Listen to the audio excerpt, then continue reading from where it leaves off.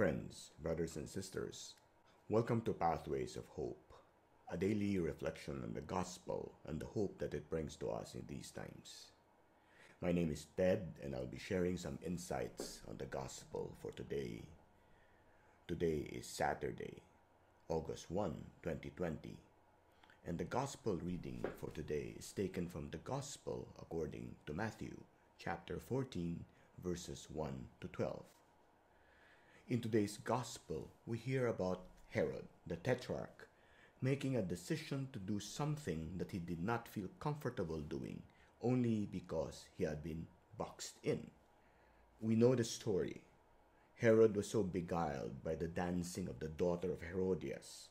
He promised to give her anything she asked for. And of course, upon prompting by her mother, she then asked for the head of John the Baptist. Have you ever been boxed in and had to do something that you truly did not want to do? Something that you clearly knew was not right?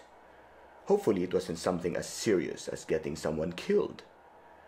But if you were in Herod's place, what would you have done?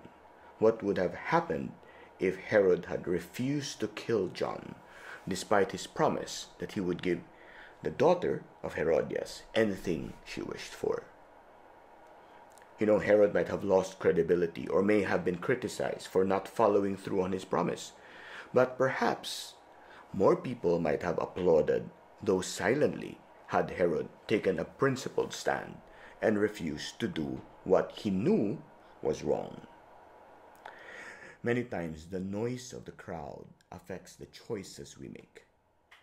None of us want to be unpopular. None of us want to be criticized. It's much easier to go with the flow, to take the path of least resistance, rather than to stand by our principles, which often is a very lonely position. But that is what following Jesus often requires us to do. When the noise of the crowd tells us that something that is morally wrong is popular, it becomes difficult to stand by our faith. When the noise of the crowd tells us that two wrongs do not make it right, it becomes difficult to stand by our principles. Following the crowd is often incompatible with following Jesus. Yet if we proclaim that Jesus is the way, the truth, and the life, then we must stand by our principles, our beliefs, and our values, no matter that the crowd may call it old-fashioned, outdated, unpopular.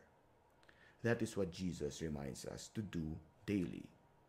Take up your cross and follow me, even when it is difficult or unpopular. I pray today for the grace to be mindful of my actions, choices, and decisions, and that my actions, choices, and decisions may be aligned with Jesus, who is the way, the truth, and the life.